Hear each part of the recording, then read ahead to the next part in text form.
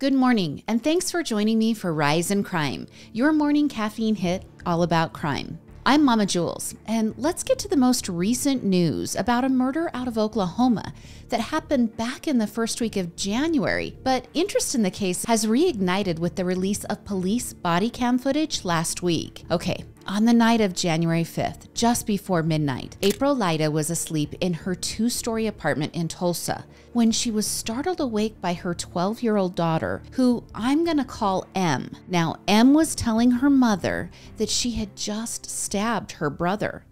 April called the police and reported an altercation between M and her 9-year-old brother Xander. When EMTs and police arrive, two things happen. M is immediately placed in handcuffs and removed from the apartment, and EMTs attempt life-saving measures on Xander. And it's here where the police body cam footage picks up. The footage was obtained and released by Law and Crime. And let me clear up a few things about the footage. When you hear moments being bleeped during the audio, it's for a couple of different reasons.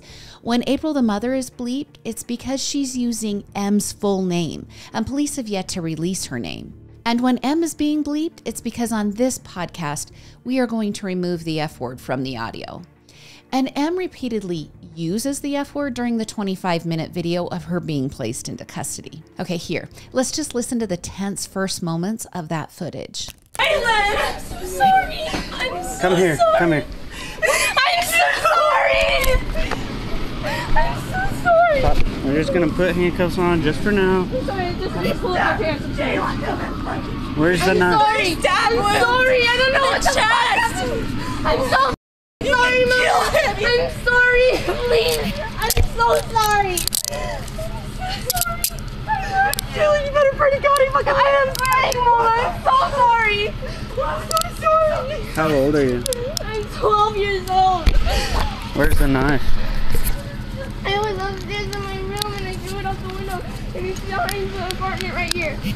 You threw it where? I threw it out my window upstairs. Right not up here? not right there. It's the room. It's the other room. It's right behind the apartment. This apartment right here. So where would the knife be? On that side? Right behind. Use the knife? I'm so sorry, Mama. I'm so sorry. I don't know what happened. This is some demonic shit. I'm so sorry. What's your mom's name? What's your mom's name? Now, if you couldn't quite understand April there, she says to M, you better pray to God he lives.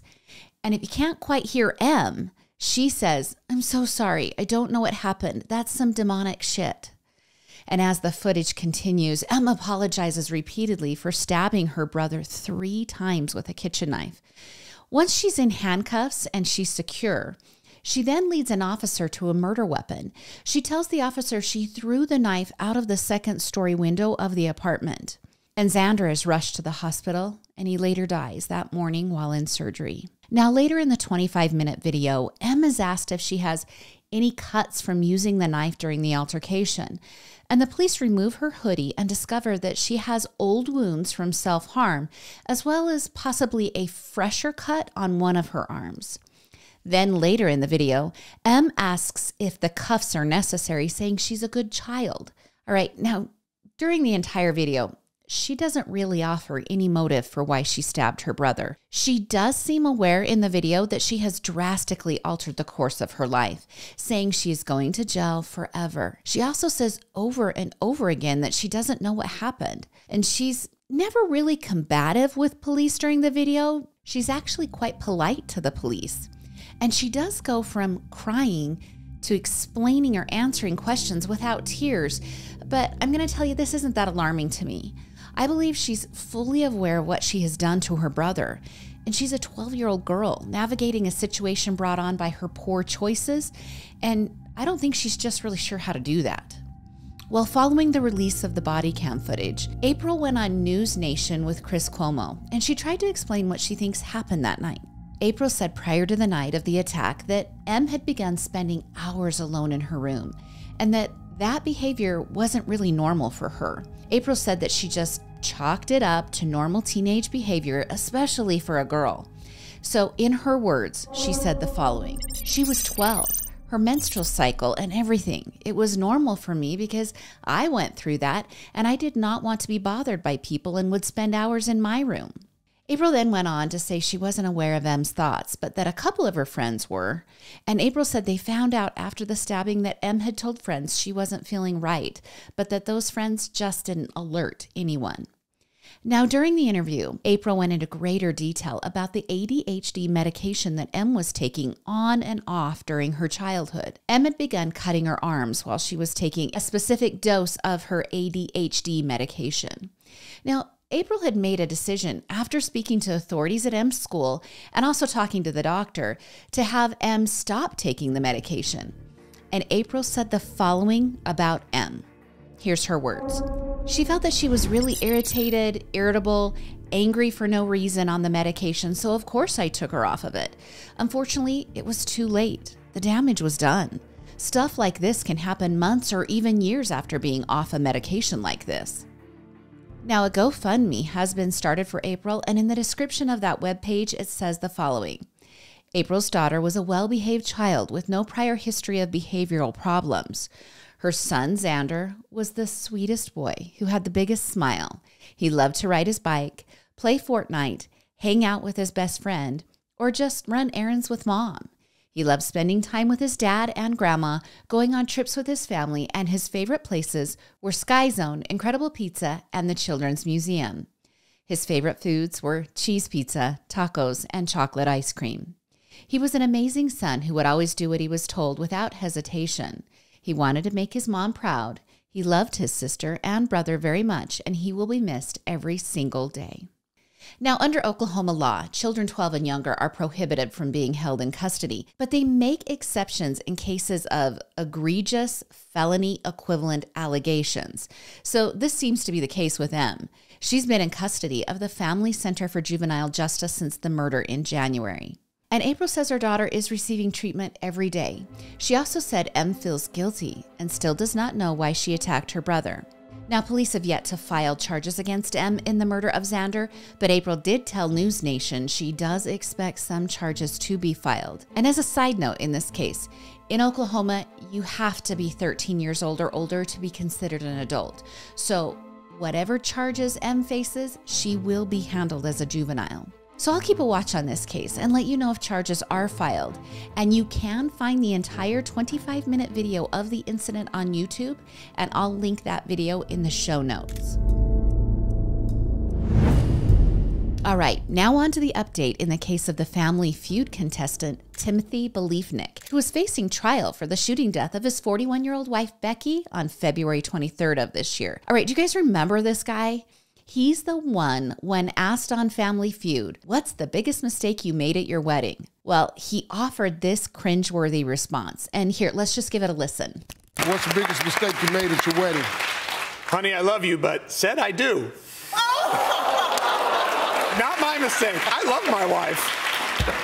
I'm going to get in trouble for that, aren't I? Yeah. Well, it's been a few weeks since I first played that audio for you, and it hasn't gotten any less cringeworthy in that time. So here's a refresher to the case. Becky, a mother of 3, was gunned down in her Quincy, Illinois home.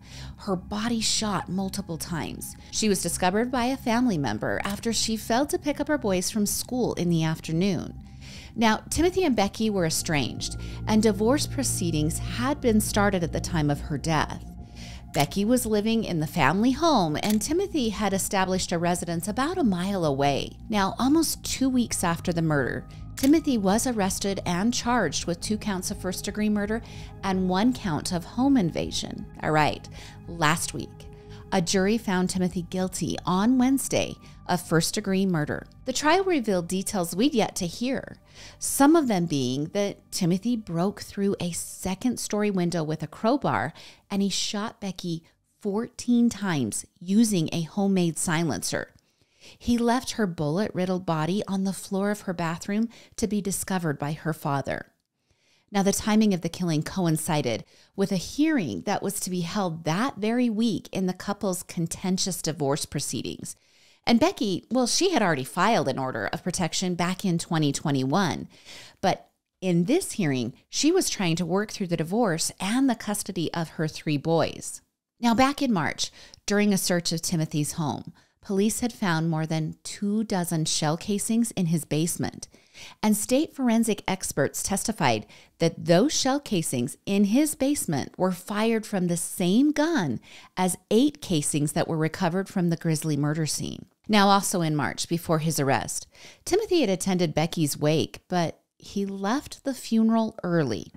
And pictures from later that day show Timothy wearing a t-shirt and sweatpants while hanging out on his porch when relatives returned from the burial of Becky. Now, during the trial, it was also revealed that Timothy had searched Google for information on how to commit murder. These searches also included how to break into a home with a crowbar, as well as what were local police response times. Now, Becky's sister testified that her sister had previously told her she was worried her estranged husband might physically harm her. In a text in 2021, Becky had written that if something ever happens to her, that Sarah needed to make sure the #1 person of interest was Timothy. Now, after the verdict was read, the family released the following statement. While life cannot be normal in the ways it once was, such love and support does help restore the belief that the world does, in fact, have more good than evil. As they go forward with the certain truth that their father murdered their mother, we ask that you keep Becky's 3 incredible boys in your prayers. We will move forward by leaning on each other and our faith for healing. We will speak often of Becky warmly and remembering the way she lived and loved, not the way she died.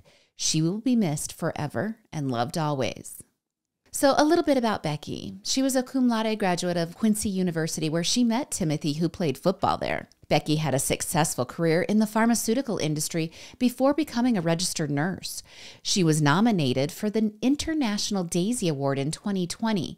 That award honors exceptional care nurses provide.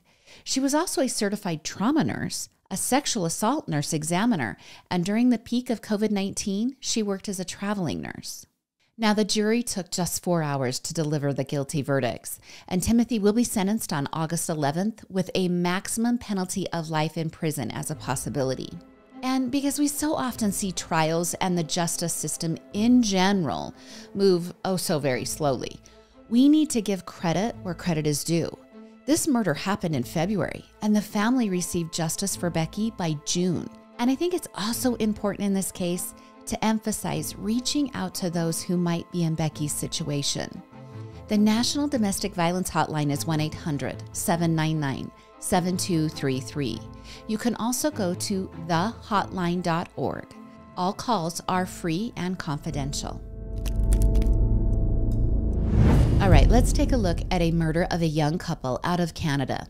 Last week, police were called to a quiet residential area in Hamilton, Ontario. That's about 42 miles from Toronto. When police arrived, they found 27-year-old Carissa McDonald and 28-year-old Aaron Stone had been shot in the front yard of the residence they were renting from 57-year-old Terry Barossa. Now, Barossa lived in the residence, and Carissa and Aaron, they were renting the basement apartment. Now, Barossa had barricaded himself in his home by the time that police arrived at the scene of the murders. But neighbors reported that Barossa had shot the two while they were leaving the home. And police spent several hours on the phone with Barossa trying to negotiate a peaceful surrender. They had learned that Barossa had several weapons registered to him, and they assumed those weapons were at his disposal. Now, Barossa, he eventually initiated gunfire between himself and officers. Specifically, he shot the armored vehicle that was parked outside of the home.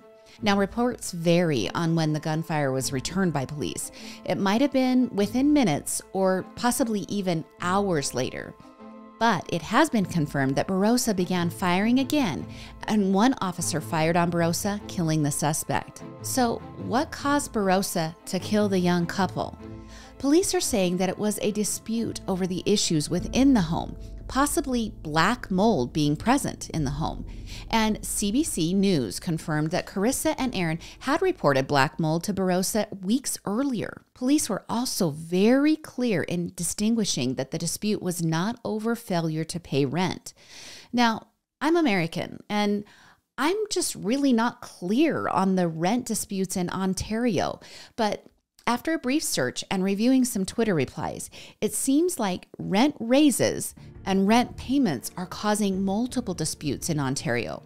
But family members of Carissa and Aaron have confirmed to the Canadian press that the two were just days away from moving out of the basement that they had rented for a significant time, and they were going to move to a new home.